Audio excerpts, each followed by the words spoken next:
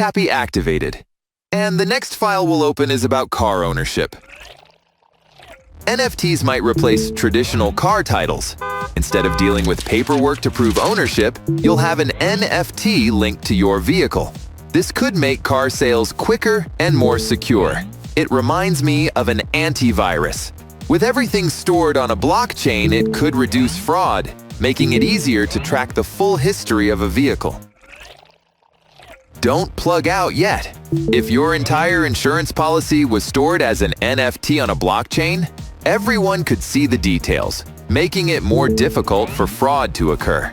Plus, you could buy, sell, or even trade your insurance policy.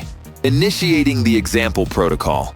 Platforms like Etherisc are already using blockchain to create decentralized insurance products for things like flight delays or crop protection.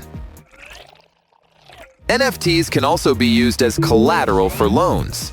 Platforms like NFTfi and Pine.loans let NFT owners use their tokens as security to borrow money.